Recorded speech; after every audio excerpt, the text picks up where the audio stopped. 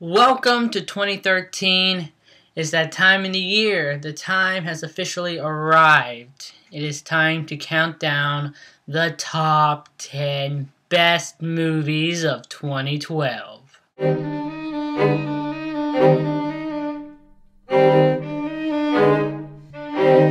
So without further ado, starting off my list at number 10 is Les Miserables. Yeah, this film, it's not for everyone. However, I really enjoyed this film for its grand musical numbers, its powerhouse performances, particularly Anne Hathaway, who gives what I think is the best performance of the year.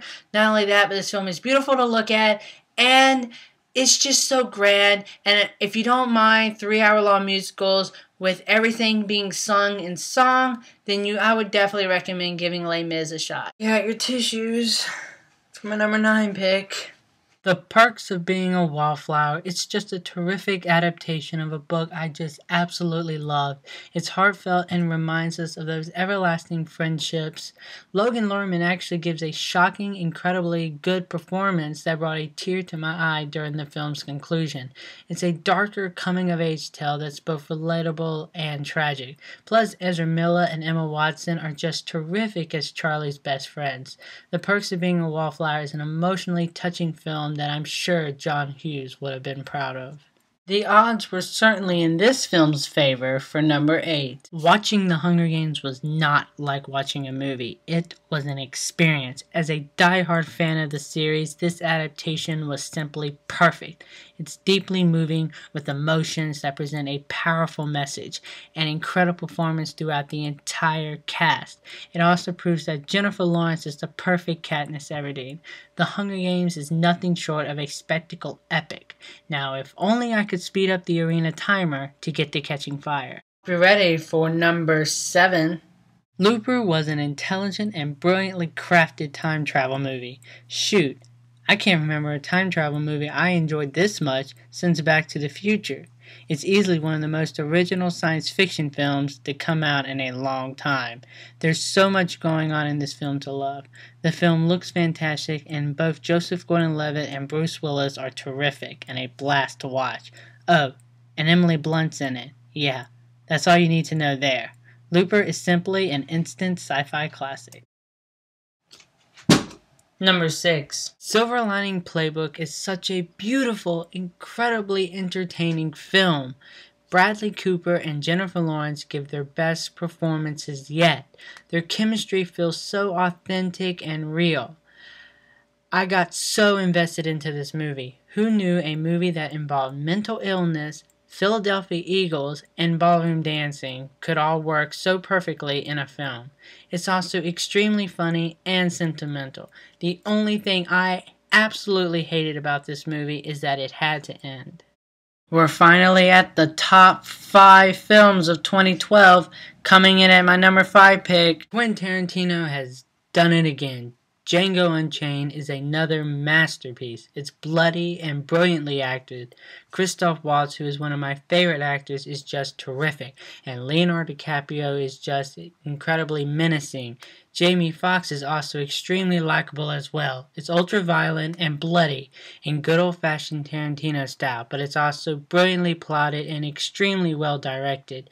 Easily one of the best Tarantino films. It's pure entertainment at its finest. I still believe in my number 4 spot. The Avengers was a film for the ages. I will never forget my experience viewing this nerd-fulfilled epic. It truly is the ultimate fanboy nerd fest. This film is epic from beginning to end, with explosive action sequence and grand storytelling that blends the previous Marvel movies together perfectly. The Avengers is a landmark achievement, setting new standards for superhero movies and nerd power. In Nolan we trust. The Dark Knight Rises is the incredible epic conclusion to the Christopher Nolan's The Dark Knight trilogy. It blends all the films to make an emotionally driven epic finale. The Dark Knight Rises is grand on scale and heavy with performances, with Anne Hathaway giving what I believe is the best portrait of Catwoman. It's also my personal favorite of the trilogy. The action just feels so intense and the stakes feel extremely dangerous. The Dark Knight Rises is simply a triumphant conclusion. Number 2. 50 years of Bond, and he's never been better till Skyfall. It's action-driven and it's highly plotted, but it's extremely entertaining. Sam Mendes also directs the crap out of this film. The film just looks incredible, and Daniel Craig gives his best Bond performance. It's darker, but it never loses that Bond flavor. The jokes are perfect and the action is thrilling. The opening sequence is easily the best action and title sequence Bond has introduced yet. Plus, it offers one of the most iconic Bond villains in ages. Skyfall works perfectly as an action film while also staying classy Bond. Now you are either going to love me or hate me, because my number 1 pick for the best film of 2012 goes to Cloud Atlas. Yeah, you either loved it or hated it. There's no middle ground when it comes to this film. I found Cloud Atlas to be a cinematic rare gem. It's bold, ambitious, and unlike anything ever brought to film. These films don't come around but every decade or so. This film left me with an emotional impact that never fully left. The film also demands multiple viewings for its complex narrative and stunning visuals. The use of actors playing multiple roles was also genius. I consider Cloud Atlas the 2001 Space Odyssey for the new generation, and I still stand by it. A film I believe will be loved the more time passes. Cloud Atlas is a cinematic masterpiece. Yeah, I said it. Hate me for it or love me for it, it's easily my favorite film of 2012. 2012 was such a good year for movies, you guys. You have no idea how hard to make this list really was.